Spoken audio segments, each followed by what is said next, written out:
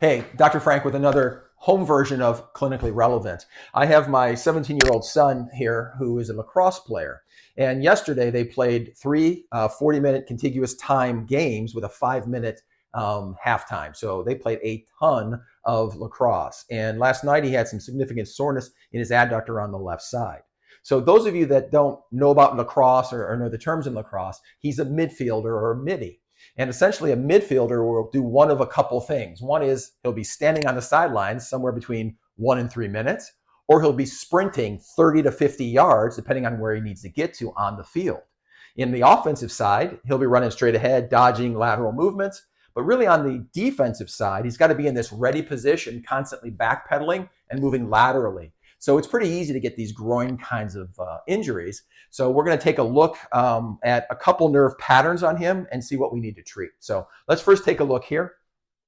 First thing I want to think about is the obturator nerve and the adductors, right? So I'm going to have him bring his leg across the middle. First thing we see is big grouping of the adductor longus. So the adductor longus, we got the obturator and then the brevis underneath. The obturator emerges out of the pelvis just medial to the adductor wad here too. So right in the middle here, there's an emergent point right there for him, right? This then travels underneath the adductors, right? That's pretty tender, isn't it, Blake? I can feel that all the way through here, right? So we've got that distribution to work on. The other one that mimics this type of sensation is the saphenous nerve. So the saphenous nerve comes out of the femoral triangle, goes into the adductor canal, and then it works its way down medial to the vastus medialis and around it. And then it ends up becoming what we all know as IDN practitioners as our saphenous homeostatic point. Like that guy right there and right there are pretty tender form. Okay. So we found a distribution that we need to get, need to work on and need to treat. So let's take a look.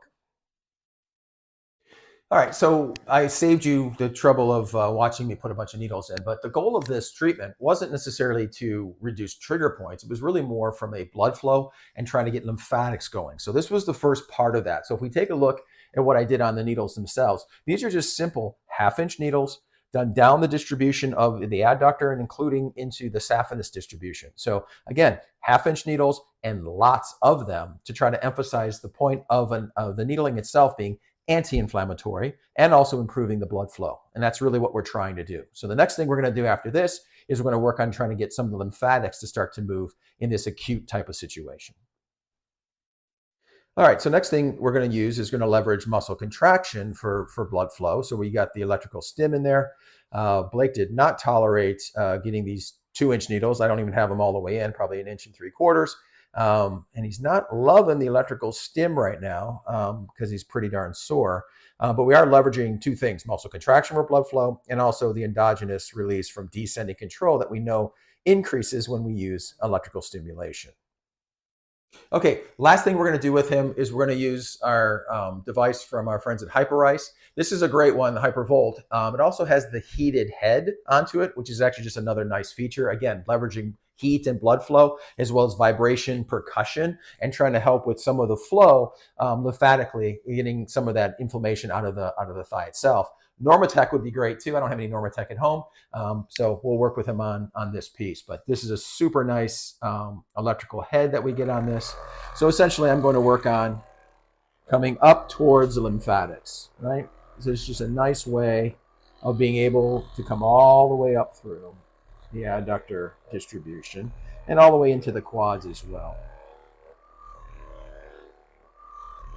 Also, a really nice way to be able to reduce any soreness that he had from the needling. So utilizing vibration percussion after needling is also a really nice way of just kind of reducing some of that sensitivity. And he definitely had sensitivity to the deeper needles.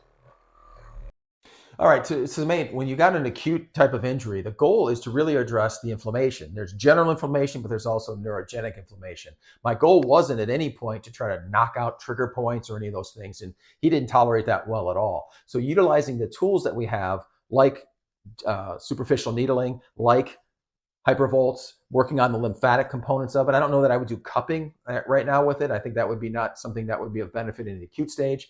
Something like a Normatec would also be something that would be quite helpful in regards to reducing some of that inflammation. So the goals for acute care and more subacute and even chronic care are significantly different. So hope you enjoyed.